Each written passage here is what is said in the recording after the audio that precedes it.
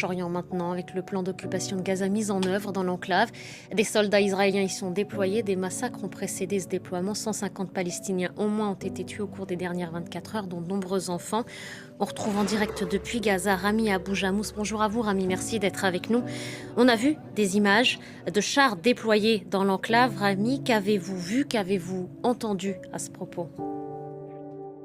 Oui, on a entendu la déclaration ou bien le communiqué du porte-parole de l'armée en arabe et qui dit qu'ils ont commencé des étapes ou ils vont continuer les étapes de ce qu'on appelle l'opération militaire des chariots de Gédéon. Mais ce qu'on voit vraiment, c'est plutôt le pilonnage des bombes qui s'arrêtent pas depuis presque 3-4 jours.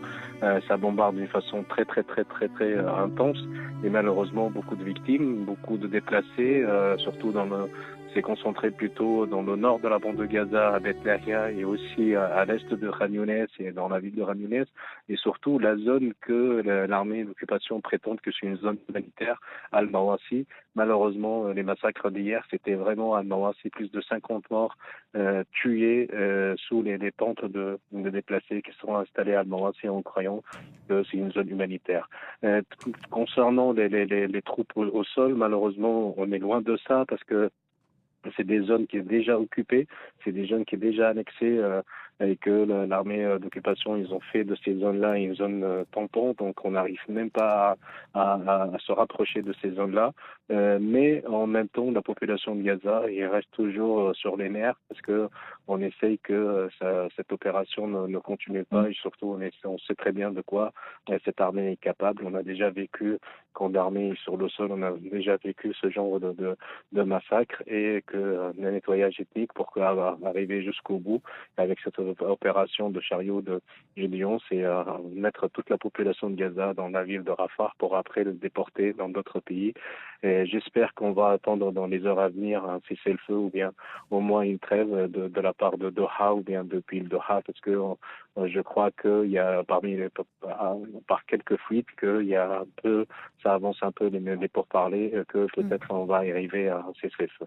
En attendant, Rami, comment réagissent les hommes, les femmes, les enfants autour de vous à l'annonce de ce déploiement massif de l'armée israélienne ? On imagine que c'est la peur et la panique autour de vous ?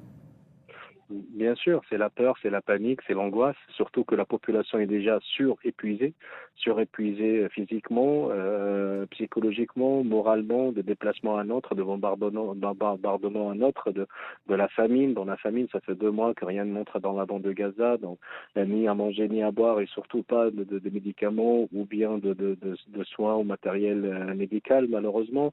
Le système de santé est anéanti, les hôpitaux, une bonne majorité d'hôpitaux ils sont hors service. Le reste des hôpitaux, ils fonctionnent d'une façon malheureusement partielle. Ils n'arrivent pas à recevoir le flux des blessés qui arrivent quand il y a ce genre de massacre qu'on est en train de vivre depuis 4 jours. Et donc, c'est vraiment la panique et surtout que les gens, ils veulent que tout ça s'arrête et ils savent que si vraiment il y a cette opération des chariots de Gédéon, on sait très bien que ça va être vraiment le nettoyage ethnique jusqu'au bout. Rami,